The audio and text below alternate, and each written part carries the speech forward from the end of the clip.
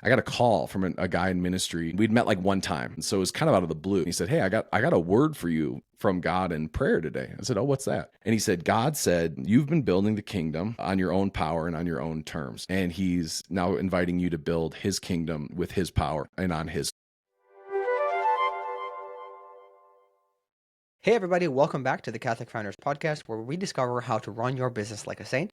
Today, we are speaking with Tim Glemkowski, the current Executive Director at Amazing Parish, past CEO of National Eucharistic Congress, and author of the co-author of one book and the author of another book as well. Most of Tim's career has been oriented around building strong parishes, often specifically in helping priests to articulate their vision for the parish and then executing the transformation of the parish as well.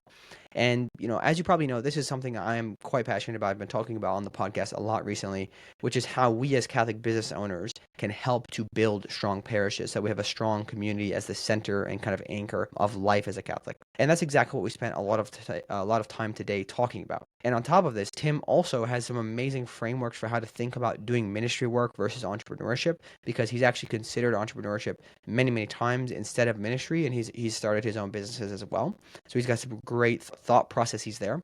And then he also talks about how God sometimes destroys things in the flood to help make space for the next thing.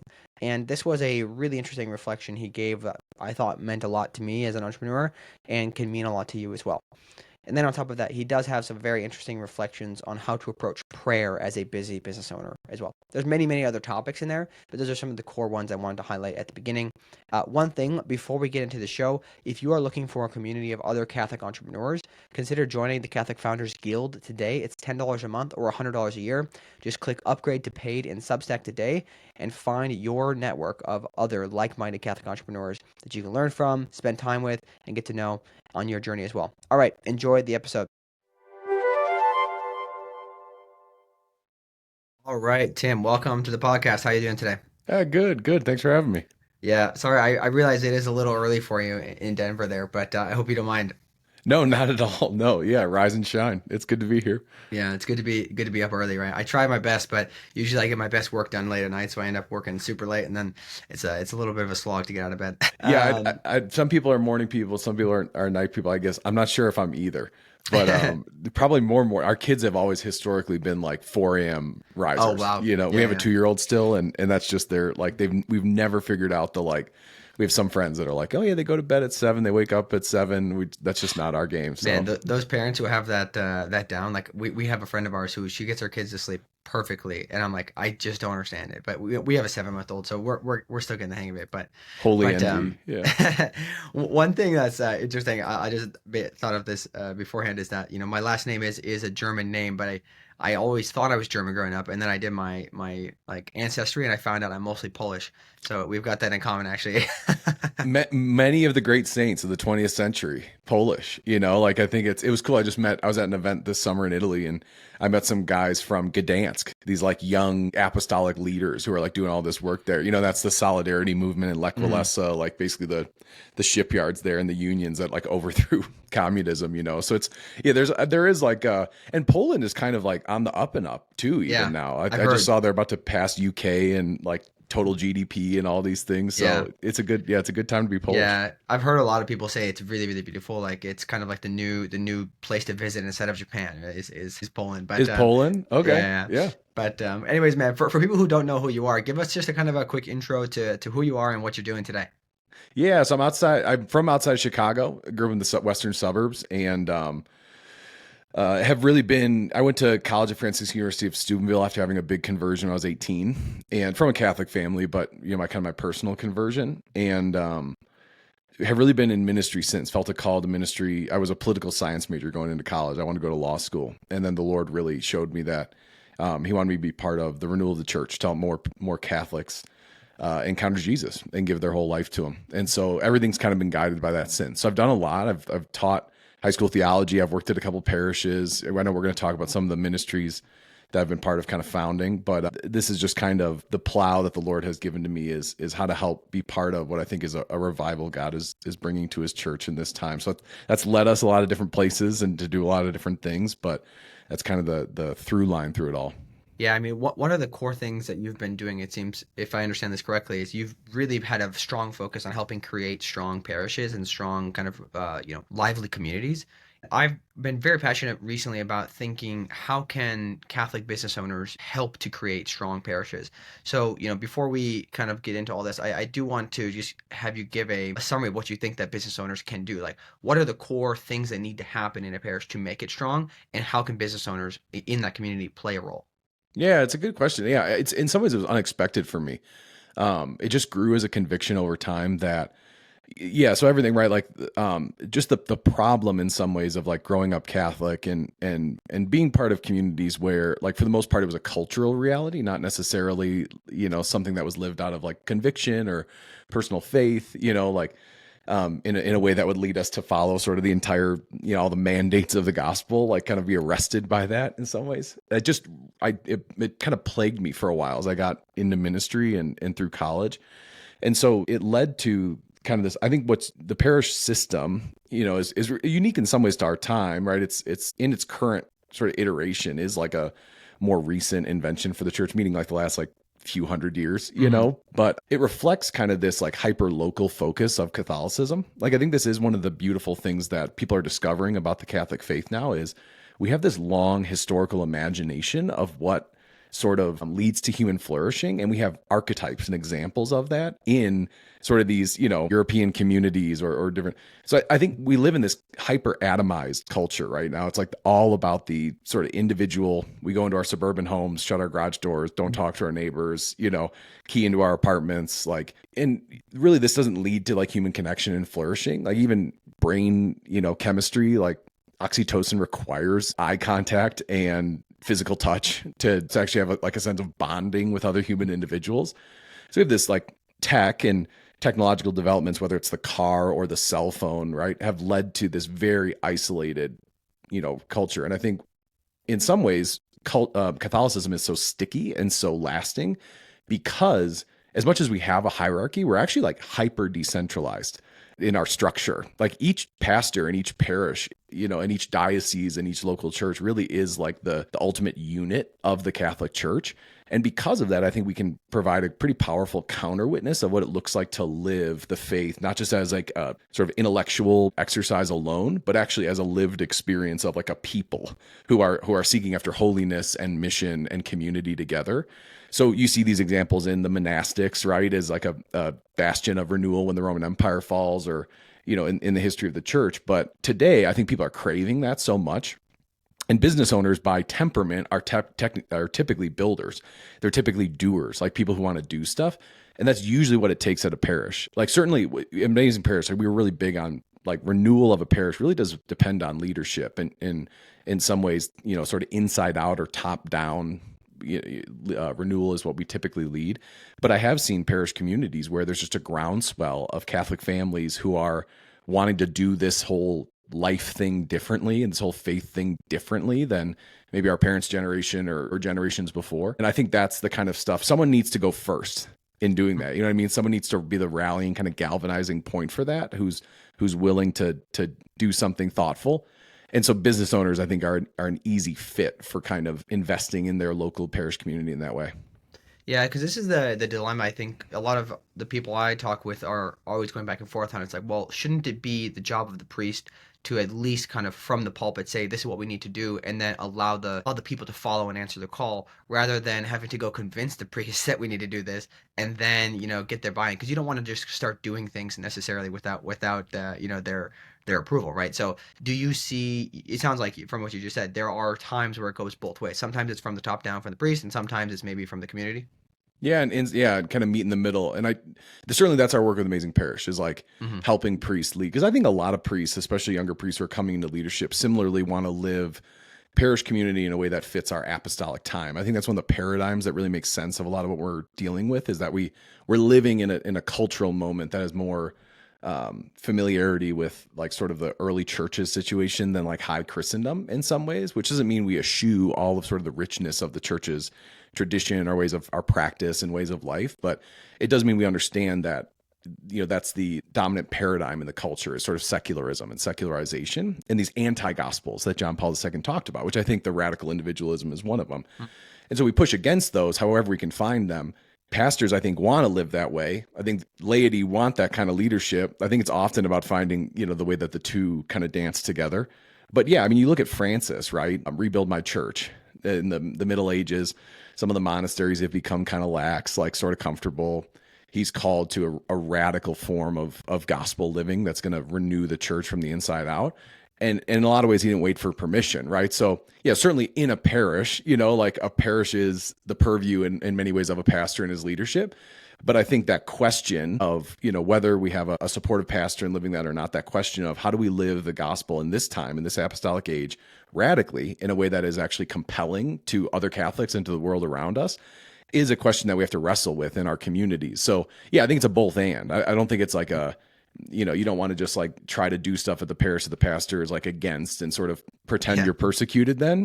It's like, well, that's their parish, like they are the leader of it. But I think we can't let that question die just because we're necessarily not seeing it lived out in our parish community. So I think there's ways to do it that are, we had a priest in college who was trying to teach a lot of us like really young, exuberant Steubenville people about like leading renewal in the church. And he would always tell this story of, it's a long story, but basically it ended with this point of like, love the people and they themselves will smash the idols. And I think that's an important principle in all this is like, there's ways to do it that are smart and thoughtful. Yeah. Now, I think the framework to me is that I like to approach it with is that, as lay people, we're primarily called to evangelize in the world, not necessarily in the parish, but we have to be partakers in the parish life because we cannot have a strong community to lean on if we're not also participating. And I know a lot of people are busy, I get it, but there needs to be commitment in being involved. Otherwise, you'll never have, this is I think about this, right? Some of the people I've grown up going to church with, I don't really know much about them. Like I've literally grown up going to church with them and I still don't know like the nuances of the struggles they go through because we just go to church with each other and we don't go deeper than that in terms of relationship building. So it's the same thing with business, right? In business, you really want to get to know your customers so that you can, send them a nice bouquet of flowers on their wedding anniversary or whatever it is, right? And these kind of like small touches, right? You mentioned that this form or this version of the parish is a relatively new invention with the last couple hundred years. Do you have context of what it used to look like? I'm just curious if you know some of the history that you could share. Yeah, I mean, there's kind of like anything with Catholicism, it looked a lot of different places all over. I guess I mean, sort of what the context today, at least in the American church, which in some ways itself is unique, right? Like you go to different countries and I've worked with a lot of different parishes from around the world, like, Argentina and France, and like the idea of a big church, big parish with a lot of money, relatively speaking, a multi-million-dollar nonprofit that has 20 staff people, which isn't everywhere, but it is a lot of places that has, sort of the way we do priestly assignments and like that is newer than you'd think, right? That's the church in the 400s isn't actually operating that way, or even the church in the Middle Ages, right? So that's kind of more what I mean is So it was smaller. You're saying like there was probably a lot more smaller parishes? yeah, a little bit more small, a little bit smaller, a little bit more local. I mean, so some of that is demographic changes, right? Like for a long time, people lived either in urban areas and they had, sort of urban chapels or urban parishes, or they had, they were in towns, like in villages, and they had the farms all around it and they would come to it. And so as demographics have shifted, it's also shifted like the structure of the parish in some ways where people are driving from 15 minutes around to go to a parish of 3,000 families. And that's all very unique and sort of anomalous to our time. Okay, got it. Yeah. No, that's interesting. I think it is fascinating to just consider. I've talked with somebody else about this on the pod about how we should build communities again that are, actually built together instead of these kind of suburbs that are spread out where we try to get our Catholic friends all in one area so that we can bump into each other. And, if you need some sugar, I'm right there, like whatever, like you're close to each other. Because right now, even in the town I live in, we're a very, very strong community generally with our parish. And people still have to drive all the time to get to see you. It's not like you can just accidentally bump into them. Like I'm closer with some of my neighbors who are not Catholic than I am with some people at church because I see them all the time. So I would love to get a movement to rebuild these communities, but that's maybe down the road. Yeah, if there's any business owners listening, I do think, to your point, like it's going to have to be in some ways like the developers, like Catholic developers who actually want to say the European model. I think when everyone visits there, we're sort of fascinated by it as Americans. We were just in Italy for 3.5 weeks with our kids. I had some work to do near Rome, and we spent some time there. And yeah, you're like, going to the same like it's just a very communal way of living. There's things we'd have to give up, right? Like we like our big houses and our big yards, and that does inherently lead to, like some of our American, there'd be things we'd have to give up in order to have that. But yeah, we've had similar conversations with our friends of like, can we find a really cool walkable neighborhood and we all just move in there, and then you can pop down to the pool all together instead of it being like, everything, at 3, can we text and I'll meet there or whatever. So I Yeah. for sure I think the suburbs are like the death of culture in some Yeah. ways. And Yeah. so I'm very anti-suburbs. To me, it's either like completely live in the country or live in the city. Like that's it. yeah, yeah, yeah. So tell us a little bit about the founding story then, because you now work, if I understand correctly, I got to make sure I got this right. So you work with Amazing Parish now, but in the past that you had founded Revive Parishes, and I think you say it's called Lalto Catholic Institute. So tell us a story about founding those and why you were called to do that specifically. Yeah, I think in some ways, like I'm kind of an accidental founder. I do think I've learned even more over time, like that my family was very entrepreneurial. Like my mom's side of the family, that's how we got to Chicago. Was they came in through New York City, Irish immigrants in the 1830s, and then made their way down to Maryland, and then my like great grandpa came out to Chicago to buy a hotel on the South Side after the Chicago World's Fair in the Columbian Exposition in 1893 or 1892 or whatever it was. And he ended up through the Great Depression. He like housed the whole family, and so that kind of started a lot of the family journey and story. So I do think it's in me in some ways. But I think for me, I was working at my home parish actually outside of Chicago, and we had lived in Denver and lived in Ann Arbor, which are two cities that had been very impacted by the presence of lay apostolates locally that can be sort of a catalyst to the church, like operating semi-independently, right? But adjacent to the church, and just had a lot of great friends locally who had a lot of gifts. And so we started this apostolate just to be sort of a leaven locally. I'm an agent of renewal. So we did something called the School of Prayer that was teaching on the interior life. We would do parish missions locally. And then we developed this initiative called the Parish Partnership, which is like, we'll embed with you for 9 months and help you sort of reset toward mission with your leadership team. And so we were just doing a lot of that work. And then in particular, that parish partnership piece, we just started to get a lot of requests from other parts of the country to do it. And so eventually there was like a period of time, 4 months, where my wife was still working, she still works part-time as a nurse, but she was working a little bit more, like 25 hours a week or whatever as a nurse. And she had call shifts, and, I was working at the parish full time and doing this work with L'Alto Catholic Institute on the side, which just means this Blessed Pier Giorgio Frassati to the Heights versus L'Alto. That's kind of where we got it. Like how to call the parishes to the Heights. Over 4 months, it was like we'd eaten dinner together 3 times or something. Like it was just handing babies back and forth and running around like crazy. And so she finally sat me down and was like, hey, either God is showing you that he wants you to do this like full time and you have to fundraise to do that, or like you got to cut it. Like it's either like we can't keep doing this. And she was very right about it. And so it took a leap there. And it was one of those kind of powerful moments where that whole summer I remember fundraising and to launch into full time at the end of the year, and felt very like clearly convicted that the Lord was saying I had to leap. Like there had to be some trust, like some skin in the game, like to take a risk on him. And so I did. I went into my pastor, who was like an old family friend, and I said, hey, this was like August 1st, end of the year. Like I'll help you find my replacement, but I got to go do this work full time. I think the Lord is showing us that we have to do this. And it after that, I had fundraised exactly $0 up to that point. Like just nobody wanted to take a chance on this 27-year-old kid who was like trying to do something for the church. Within 2 weeks, we had fundraised like over 100% of our 2018 goal, or whatever. So it was kind of a cool story of like trust and faith and being led by God. And then, yeah, Revive Parishes, I've been asked to build a learning platform with the Augustine Institute and Amazing Parish, which is funny now, like being involved in it. We're building a platform to train parish leaders. And so they needed someone to kind of come in and basically launch the project. So I was a co-founder on that project as well, too. So in some ways, it was just like, a lot of our story has been the story of like invitations and God just leading. I always say, like, I think I gave my life very sincerely to Jesus at age 18. And I think he just took me at my word, because the rest of it has been in some ways just, certainly we've been open and responsive to his plan, but a lot of it in ways that we didn't necessarily expect. Yeah, no, I like that. I appreciate the stories there. So it sounds like these were nonprofit entities, and I guess I'm just out of curiosity, was that kind of the only route you thought about going, or did you think, hey, maybe we could turn this into like a for-profit business where we don't charge a lot, but we can still help help these parishes? I'm curious if you had any of those thoughts. Revive was technically structured as a for-profit that we had. There was a service and a product around it. We all had equity in it. You know, it was more, we had received investment like venture capital to launch it. So that was actually more the structure there. You know, and I've always kicked around. Like I actually do think in some ways the nonprofit model has strengths, but it also has weaknesses, right? In terms of it can encourage certain behaviors and mindsets that aren't helpful.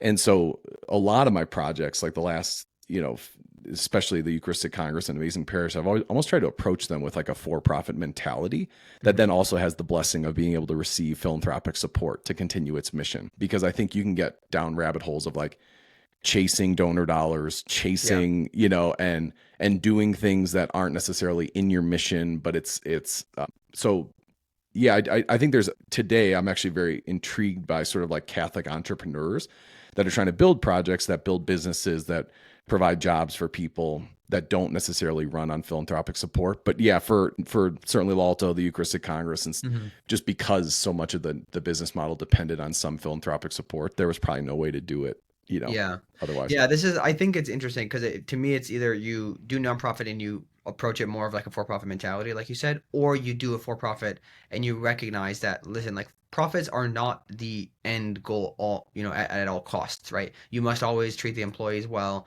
and focus on this is for the employment of yourself and for the families that work with you. And it sounds very counterintuitive to the business world when I talk about it that way. But there was, and I'm planning to have this guy come on the show at some point to talk about this, but there was this model a long time ago called ecclesiastical ventures, where the purpose of existence was to help all of the employees and the business owners to get to heaven. So they even like worked the faith into their daily routine, and they said, hey, if we make money, we make money, but we put it in God's hands. We're going to try to make money, but that's not going to be the end all be all. So I'm curious if we'll ever get back to that model as the core thing. Yeah, we forget too that like for most of human history, like small business, which are for-profit ventures, have been the driver of, like still today, right? Like I think more people are employed in small business than anywhere else, and we've kind of adopted. I like this idea of in the time of Jesus, right? There's Athens, like the center of philosophy. There's Jerusalem, which is in some ways like the holy city, for the Jewish people, and then there's Rome, which is the center of worldly power. I think today you'd probably talk about like San Francisco and New York, right? In some ways, LA is entertainment, New York is finance, San Francisco is venture, but tech and venture capital and that whole world, like I don't think we've paid enough attention yet as a church. I think Pope Leo is helping with this. Some of his focus on AI to like what a dominant cultural driver that is. And I think in some ways we've thought of all for-profit, I've seen this in the church a lot. Like people bring me projects all the time and it's like, we're going to 100X and get a bunch of venture capital and everyone's going to make millions of dollars. And it's like, what about running a dope business that just employs a lot of people and you make a good living on, but it's not necessarily just like, we have to. And I think we saw even in the late 2010s how a lot of that model, like it did start to break businesses too. Theranos and people are being dishonest or WeWork, like, I think in some ways we saw the rise and fall already of some of those Silicon Valley ways of doing business that I think people are, we shouldn't just adopt some of those models wholesale into some of the ways we think about Catholic ecclesiastical ventures, as you put it, because there's good to learn from Athens. There's good to learn from, but we can't just copy paste. Yeah, no, this is actually interesting. My whole interest in getting into the technology space in the first place was, and actually the origin of where this project came from was me getting into tech and seeing the WeWork story, and I was like, how can they be around for 10 years and not profitable? And then there's all this kind of like, dishonesty around it. And then I was like, if Jesus was a CEO of this business, it would not be like that. Yeah. And that's where the original idea came from back in like 2019 when I started thinking about this. It's interesting that you brought that up as well. What was the hardest part for you about leaving something that you had kind of founded and going to work for other people? Because you had been hired in a couple of roles after that. What was the hardest part about leaving that behind? Yeah, I think in some ways I don't work well for other people. Like I think I'm one of those entrepreneurs that just like I'm in the church working in ministry because like I want to help. Like I'm not a career ministry guy, if that makes sense. Like I'm here every time I've made a switch, I've always looked at either buying a small business or like switching to like I've always done both discernments. Like our Lord, are you still calling me into ministry? Not just like by default I'm supposed to be like a church worker the rest of my life. And so for me, this is a story I've only recently started telling more, but so I started Lalto, started Revive Parishes, and Revive launched in 2019 and was getting a lot of good press. And I'd written a book kind of on our work with Lalto that came out in 2019. And I remember like thinking I was giving talks at some of these conferences. I'd always wanted to, like sort of like I felt very important in some ways. And I was just 30, like it just felt really like a high point in terms of life. And then we had a lot of personal suffering in our life. My wife's mom died young, and we'd found out we were pregnant with our third, which wasn't a moment of suffering, but just kind of a big thing, and some other things that happened that. And so in the midst of this, like there was a growing sense of, in some ways, how we had just been on this conveyor belt of kind of like doing the next thing that we felt like the Lord was putting in front of us. And it had left us in a place that we weren't necessarily happy with in terms of like our family life and all these different things. So I was wrestling. There was a tension with me anyway.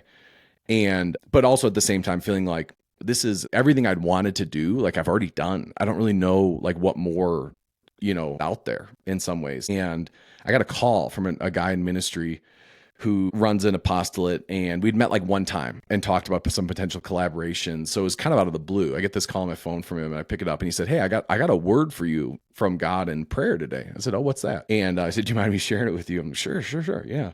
And he said, "God said, you've been building the kingdom on your own power and on your own terms. And he's now inviting you to build his kingdom with his power on his term." Cool.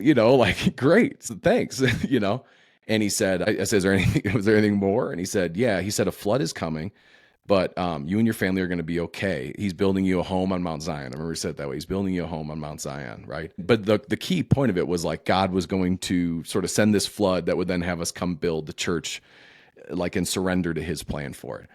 And so then COVID hits in March 2020, right? And so there were issues with, one of our projects, and then there was a COVID hits, and Lalto basically was all, on-site speaking and consulting, and parishes didn't have offertories, so they're cutting contracts. I've got dioceses and parishes not just cutting contracts, but reaching back out to me and saying, "Hey, like the deposit we paid, you have to pay us back," and all this stuff, like just crazy, And we really experienced it as like God is calling us to do something new and to be open to something new. And so that I was basically like effectively unemployed for 6 months. My wife couldn't work. She was a nurse, and she got like really bad, that sort of OG COVID. There was a guy who came down from Vail, skier from Australia, who had this respiratory disease in late February 2020 that they like didn't know what it was. And he's coughing on everyone. They're not wearing masks or anything. And she got really sick. She was like running 104 fever, so they wouldn't let her work.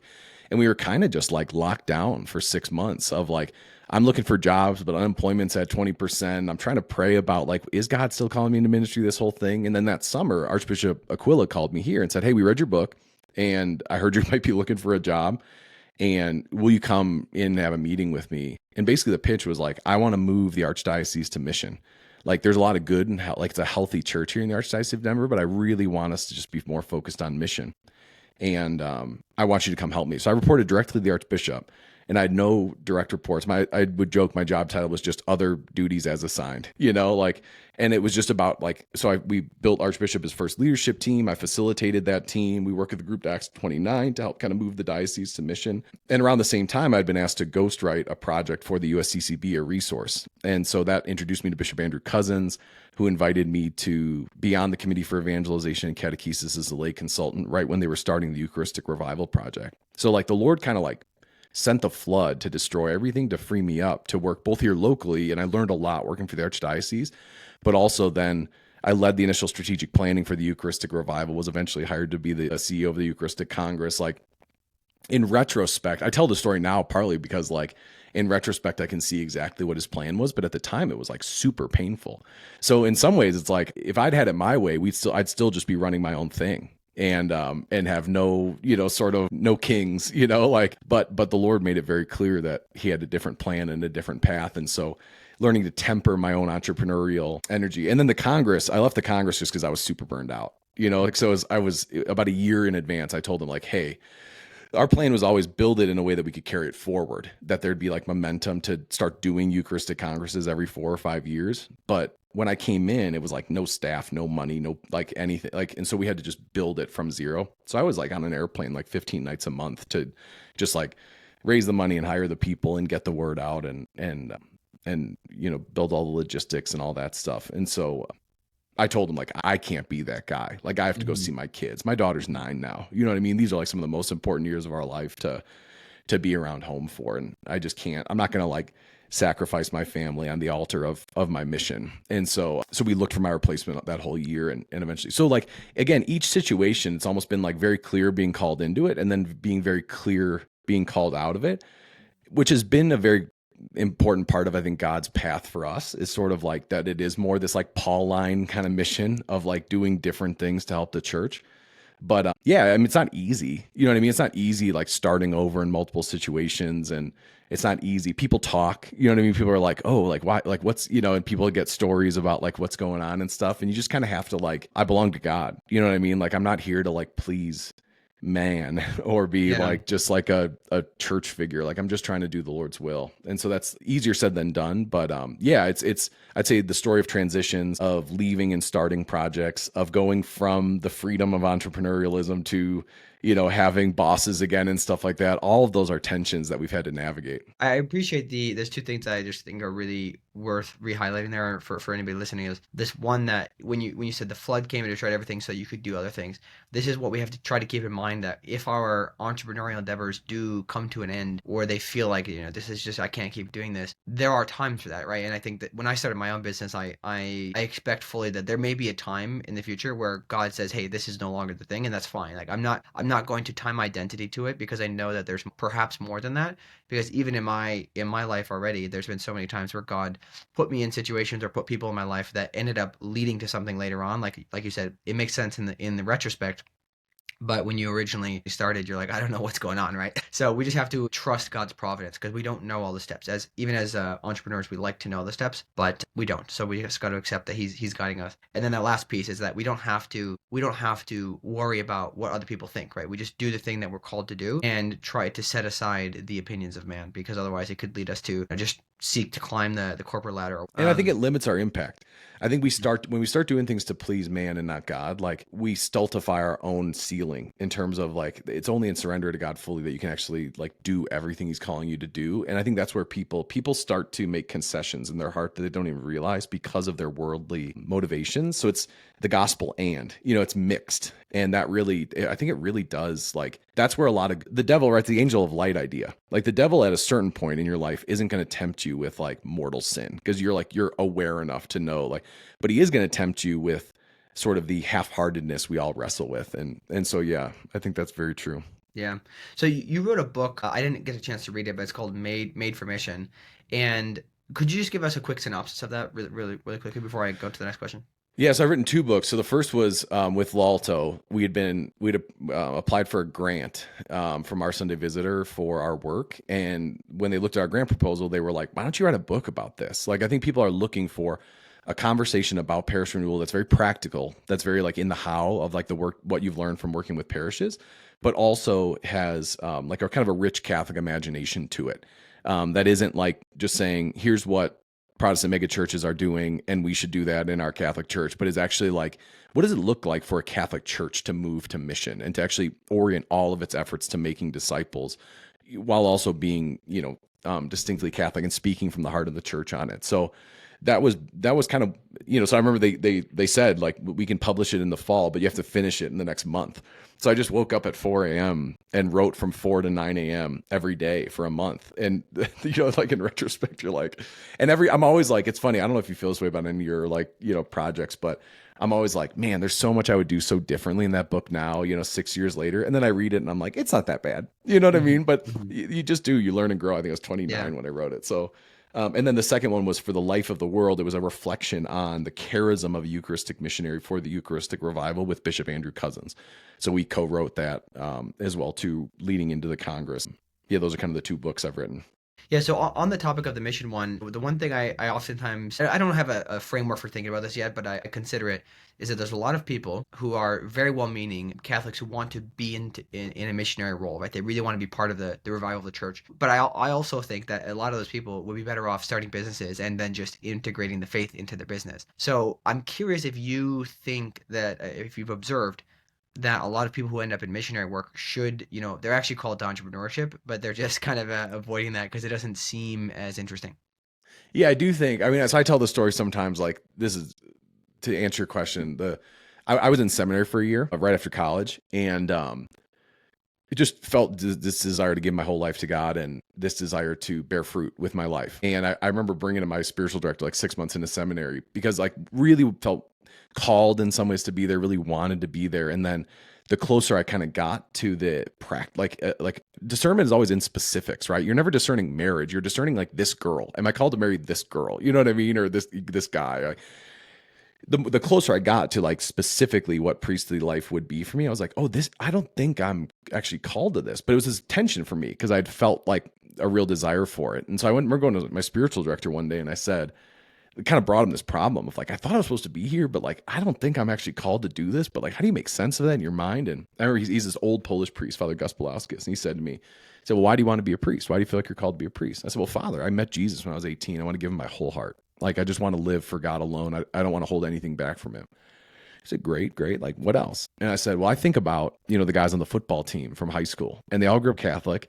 And I feel like in meeting Jesus and living, in the midst of his church, like the fullness, I'm finding the life and life to the full that we're all made for. And I can't believe that this isn't everywhere. That like this is like sort of like if you find these pockets of Catholicism where this is like sort of the story of the faith, you have this, and if not, you don't have it. Like, I want to be part of the renewal of the church. Like, I want more people to meet Jesus. And he says to me, great. Well, so you'd say you want to be holy. I said, yes, Father. And he said, you want to be on mission. I said, yes, Father. Like, you get it. Like, exactly. And he said, great. We call that Christianity. So I think it's similar where like, I think for sometimes, like in certain circles, like for me, that image had been like to do that, to really give your whole life to God, it means priesthood. Not like the ordinary vocation of all the baptized faithful. And I think we're starting to do that a little bit too with professional Catholicism of like, if I want to really give my whole heart to God, I need to go somehow work for the church or be a missionary for one of these missionary organizations, or I need to, be a Catholic speaker. And I think we adopt these images of what it actually means to live the fullness of the gospel and then apply them to our lives and then wonder why they aren't working. I do think some people are called to it, right? Like, I think it's a very specific calling in people's lives to like, be in ministry as your profession as well too. But I think it should also be approached that way then. I don't think it should just be approached as like a career path that I choose because I get to combine my faith and work. It's like, is the Lord asking you to? So yeah, I'd say, is it all people? No. Like, are there some probably who are just kind of entrepreneurial and like building things and want to do creative work and think the only way to do that is ministry and would be better served by starting a business and employing people and building a Catholic culture in this business? 100%. Yeah. And I wrestle with that tension myself too, like all the time. I'm like, I think I would be in some ways just as happy doing that and like really just suffusing a business culture with the gospel. But then the Lord just keeps calling me back into mission. So yeah, I think it's just, that's the heart of it is, what are you called to? Yeah, I think this idea, I mean, the whole point that you say is like, if you want to do these things, that's just being Christian, right? That's what the priest said.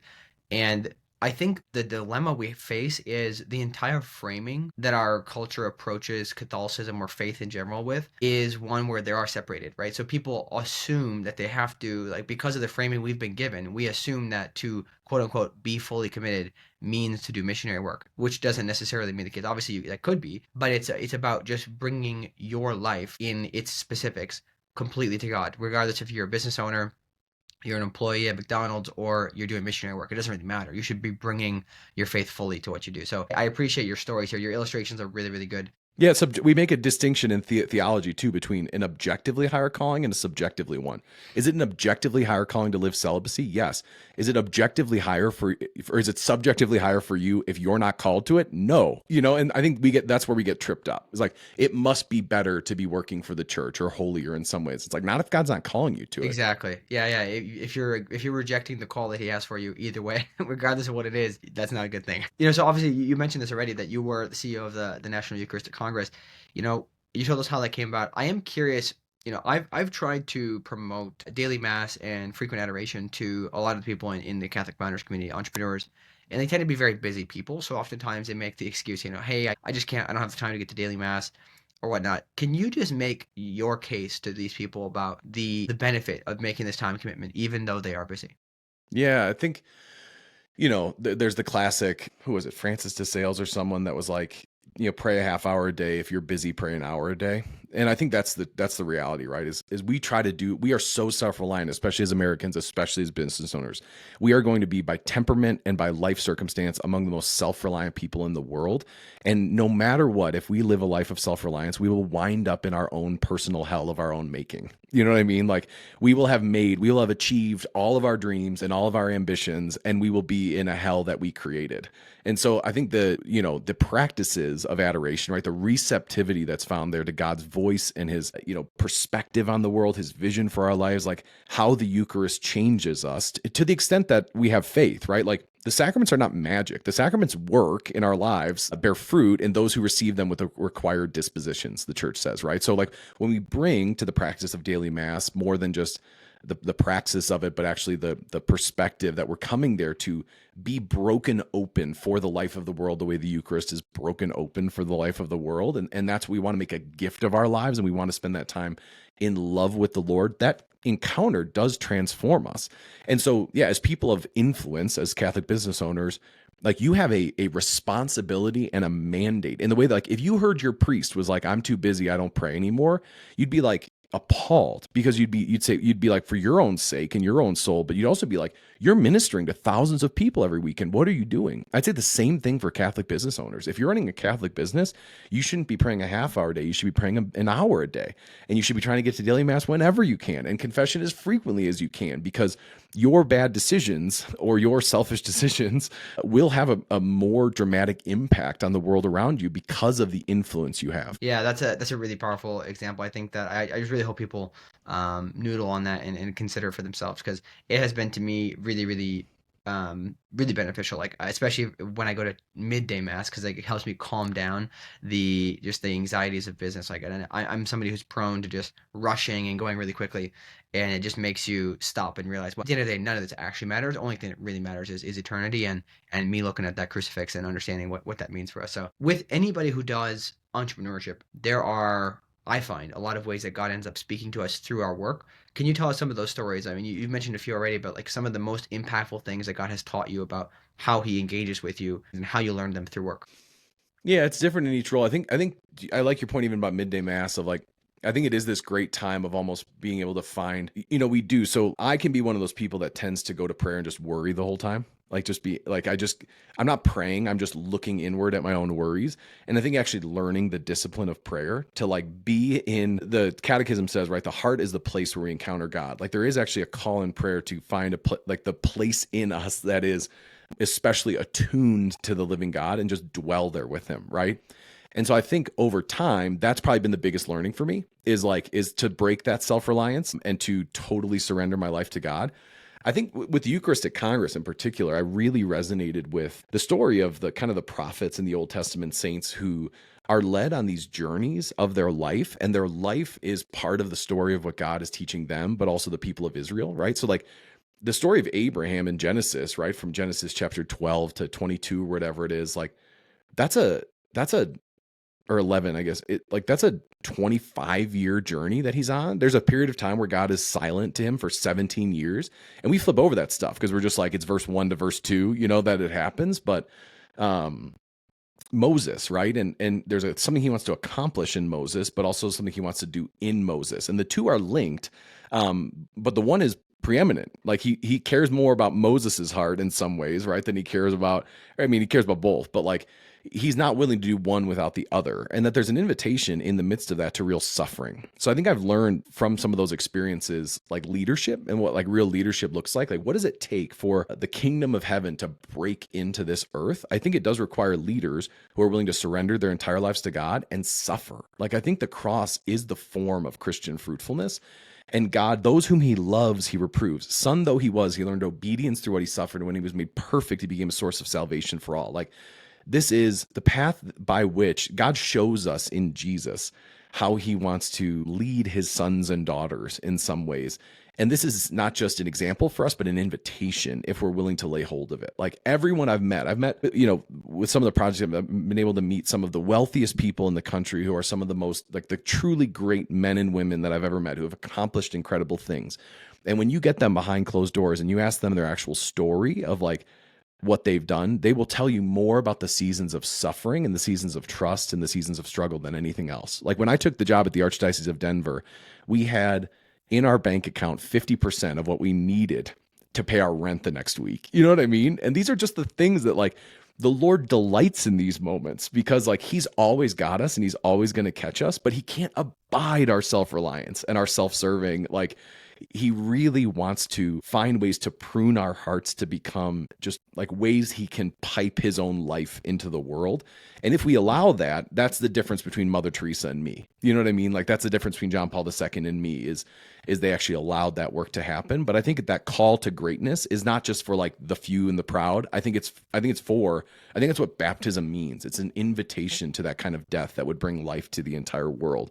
And so I don't know. That's a lesson I feel like he's taught me over time. No, I think this is a really interesting perspective that, we have to, as entrepreneurs, a lot of times, I think, I don't know if this is always the case, but a lot of people are drawn to entrepreneurship because they want to put money on the table, they want to do their own thing, they want to build things.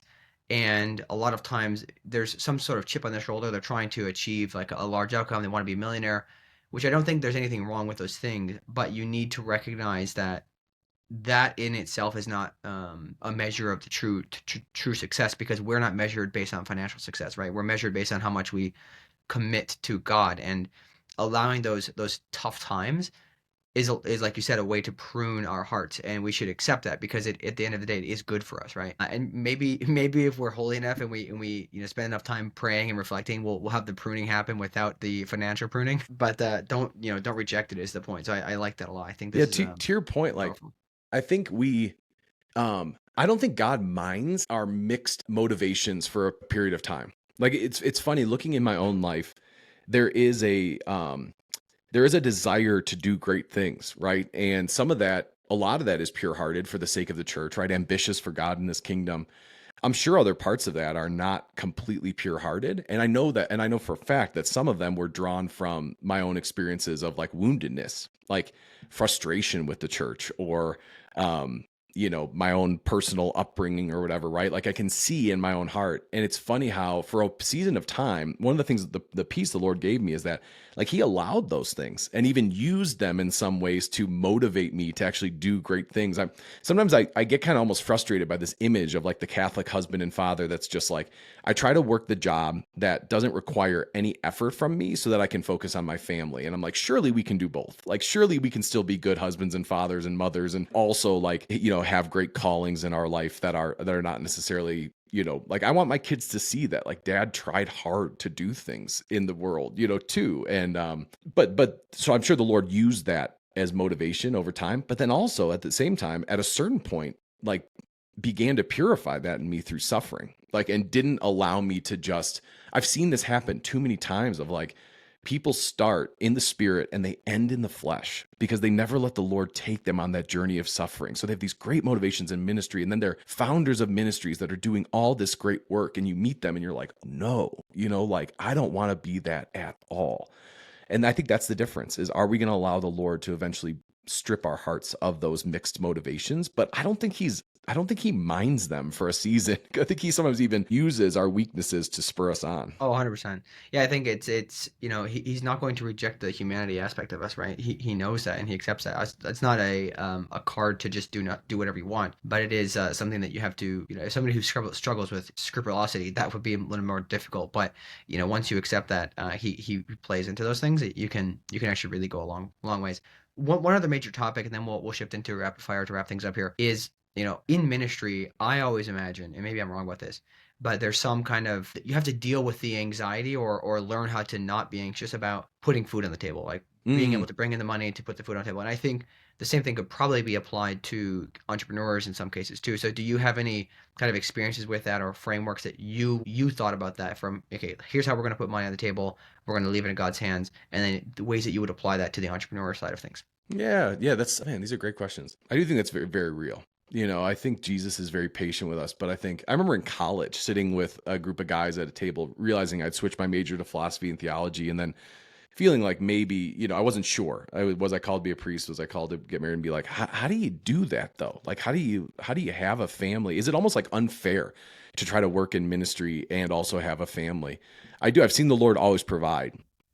But there's been a lot of seasons of life that I struggled with it. As I watched friends in our late 20s start to like buy houses and do different things and feeling like has what I've been called to limited my family? Like am I taking from my family in some ways by not just, finding a job in the secular world? And I think even today, right, we have 4 kids and we live in Denver, Colorado, which is an expensive city. And so as we pray through, sort of like different steps there, we realize that we're not like sort of totally free to just like do whatever, because there is a certain amount that I have to make for us to have a house, and stuff that we live in. I have always seen the Lord provide. My dad said this recently. He was, and I think that's part of it is growing up, there was a fair amount of like financial anxiety in our home. And my dad admits that like he was a poor kid from the south side of Chicago, who, he was a financial analyst for AT&T and did fine enough, but like, we were always kind of watching it in some ways, right, with 6 kids and everything. And I remember him saying, he's on the other side of that now. He retired and he actually works as a case manager now for one of the local like micro shelter, like micro home communities for some of the homeless population that's moved into Denver. And the last 5 years, we've really seen an uptick in it. And he loves it. It's like a passion project for him, and he gets to give, and he makes, like, I think they pay him, but it's more about like what he wants to do in his retirement. And he was just saying the other day on Father's Day, my wife asked both of us, like, what would you say you've learned? Like, I've been a father for almost 10 years now. My dad, for 40 years almost. My dad's was like, I wish I'd worried less about money over time. Like he said, it felt like there was never enough. And anytime we got more, it felt like it was not enough either. And then I look back now and say, the Lord took care of us every step of the way, and we were always going to be okay. And I just wish I hadn't wasted as much time worrying about it. So I do think there's a truth to that. Is like, if you're called to ministry for as long as you're called to ministry, like the Lord will provide. There are, it is different, right? Like you have to accept the sacrifice. I've seen too many people try to live it both ways, of almost like, I want the comfortable suburban 9-to-5 life and to work in ministry. And like, you just can't have both. You're making trade-offs, but so be aware of the trade-offs that you're making. But we've never, not eaten, and the Lord is always taking care of us. But it is a reality that we wrestle with, right? Like if I was a Protestant, I would just go be a pastor and probably make a good living, and you know what I mean? Like it would be a lot easier in some ways, and get to just serve one local church community. For us, it's different in the Catholic Church in some ways, Yeah, I think that the perspective about the money piece is interesting, because on one hand, we need to not worry about it, but we can't just be like, oh yeah, it's all going to be all right, and we'll just blow all the money we have, right? There has to be like, there's this way of approaching it. And I find it's a difficult fine line where you try to approach it from a like, let's be frugal perspective. We don't need to, spend all this money, but also let's have some thought about it, but let's not worry and think about it all the time. Yeah. Because if you go the other way, then you're like, oh well, we didn't have money for that sandwich that you bought, like that wasn't in the budget, right? And then it can cause so many tensions, when it's like, hey, in some cases, like we're working and planning our move to Nashville, and it's like, okay, so when should we make it financially? When does that make sense to do? And part of me is like, well, I don't think it really matters. Like I know that that's where we're gonna go, and I'm just gonna do it, and I'm sure that it's gonna work out, because maybe work will tick up at that point. I don't know. I'm not trying to be presumptive, but I'm not too worried about it. But it's always from being a new father and a new husband. It's like learning how to walk that line is difficult, especially as an entrepreneur, because you're like, well, it could be great. Yeah, we could just start crushing it and grow and double in size, but also it could not go well. So I appreciate you sharing the perspective there. And my framework for everybody is just, hey, do your best, be smart, be frugal, use your brain about it, but don't spend all the time worrying, because God will take care of you, right? Like just like the lilies of the field, right? Yeah, I didn't feel it until we had our first kid, for sure. Yeah. Until then, I was like, oh, we're fine, and we're both working and all this stuff. And then we had that little girl, and I was like, oh, like it changed things. And I think in some ways, even that was part of my motivation in starting Alto, is like, I'm capped working for a parish at what I can make. And there probably are ways I pushed myself, just partly out of a sense of, I feel called to stay in ministry for a long time, and I need to provide. And so I need to look for creative ways to do that and to use all my gifts and try to pair the two together. But I've seen this so many times too, to your point, even in the secular world. I think one of the lies is like, if we choose that path, then we can control all of the financial variables too. And like, people get laid off.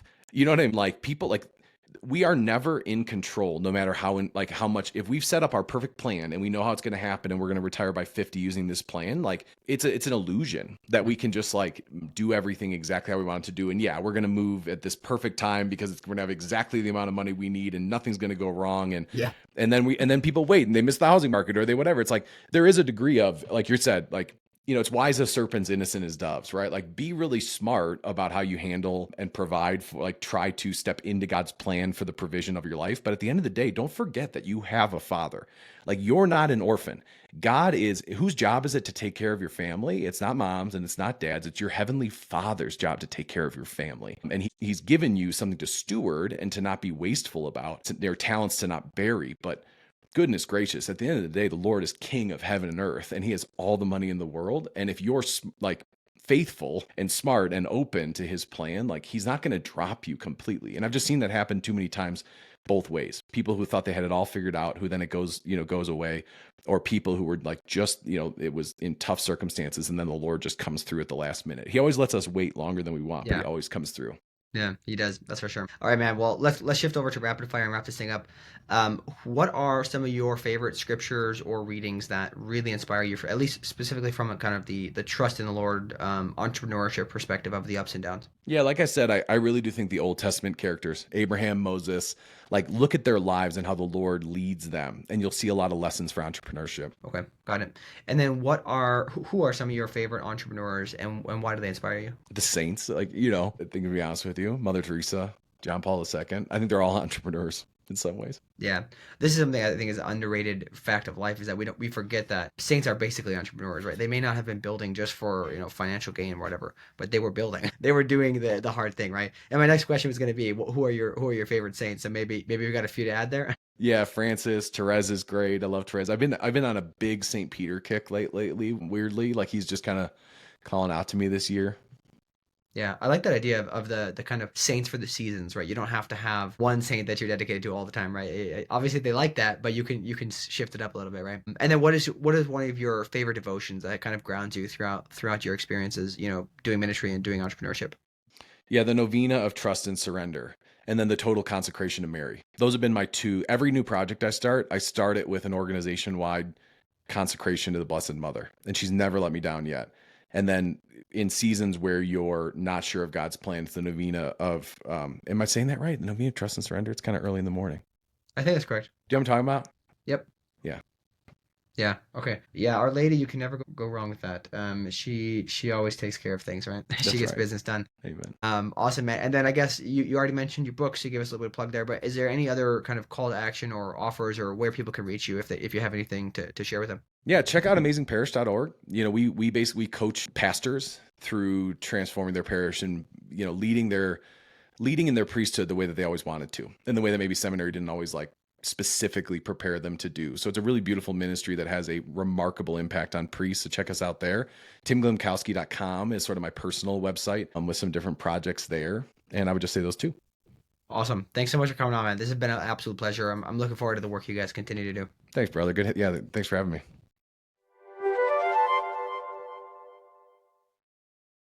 Hey, everybody, thanks for tuning in today. If you enjoyed this, leave us a 5-star review on your favorite podcast player, and then give us a follow on YouTube. We're trying to get to 1,000 subscribers so that we can become monetized. And if you have not already, check out The Saintly CEO, our free weekly newsletter that comes out every Monday, and in under 1,000 words helps you with a little bit of tactical advice on how to run your business like a saint. So if you prefer to read, well, I don't know why you're listening to this if you prefer to read. Check it out. It's free. It comes out every Monday, and it will help you discover other Catholic entrepreneurs as well. We have a curated list of other entrepreneurs building Catholic ventures on there called the Heavenly Hustlers. So check that out. And then finally, if you are looking for a group of other Catholic entrepreneurs, consider joining our Catholic Founders peer group. It's $10 a month or $100 a year. Just go to Substack and upgrade to paid. You will also, as part of this, get access to all of our paywalled content. And I should note that recently we launched a directory for the Catholic Founders Guild. So that way, if you need specific advice on any particular topic or whatnot, you can ask the group. There's a lot of deep advice and expertise there, where you can learn from others, have some camaraderie with others who are going through the same problems as you, people who really want to put the faith in the center of how they run their businesses. So it's a great place to be. I'm a little biased because I enjoy putting this group together. But thank you so much for tuning in today, guys. God bless you, and we'll see you next time on Catholic Founders.